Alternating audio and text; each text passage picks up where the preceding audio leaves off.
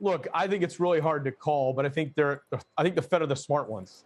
And I've always found it interesting when people sit around and criticize all the way back to the financial crisis, Bernanke saying, oh, the Fed doesn't get it.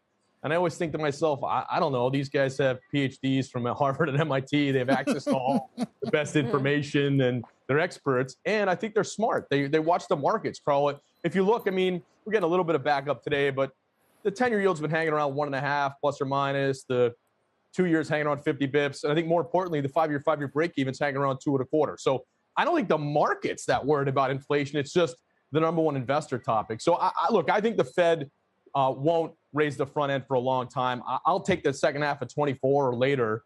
My thesis is just that they're going to be looking at two things, the things they always look at: stable pricing, full employment, right? And if you look at pricing, we've seen things like lumber move 40% plus in the last 4 or 5 weeks. You know, most of the commodities are going to roll over into next year. It depends on, the supply-demand dynamics of each individual commodity, but probably they're going to be looking at some deflationary pricing in multiple areas next year. And I think the thing you guys talk a lot about it on your program, and I agree with, is what's this labor participation thing, and why is it so low, and how do we handle that part of the labor market? So I think they'll be waiting longer to make sure the economy, really has longer-term inflationary issues before they move the front end. Right. Although today, for example, I've seen some calls that look at real yield suppression, and if that were to continue, what kind of bubble that might inflate in equities, at least, that would become eventually a systemic risk. How much of a danger is that under your scenario? I think that's pretty far off, Carl. I mean, look, I do think equity multiples can go higher, so maybe that's tied to the view of interest rates. Right now, we're around 21 times, maybe a little bit higher. 2022 forecasted earnings. The long-term average is 17 times forward. So yeah, we're expensive versus the long-term history, but we also have way better companies with way higher profit margins and way lower interest rates than a lot of long-term average. So I think it's merited, frankly, and I could see it. I could see multiples going higher over time as people look at U.S. equities and continue to view them as risk-reward more attractive than a lot of other investment alternatives.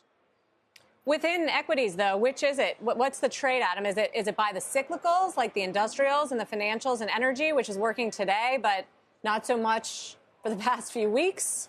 Or technology, which always goes back, and those big cap techs prove winners? Yeah, over time, if I'm right that rates remain a little bit lower, I still think you'll get paid for buying growth stocks that have pretty good long-term growth rates, which is going to include some tech. The part of the inflation trade I like the most right now is actually energy and materials.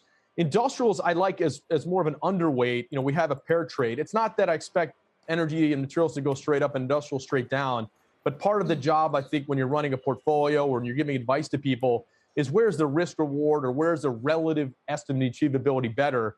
I think it's better in energy. I think the risk reward is that could go way higher, whereas industrials, most of the companies have already embedded some recovery, have margins that have recovered, have gotten more expensive. So generally, I think their estimate achievability is below average. The industrial sector actually has 30% earnings expectations year over year or higher embedded in the outlook for every quarter through 2022. So there's probably more risk to those numbers than there are for, say, energy and materials. So I always give risk managed advice, and I like energy materials over industrials.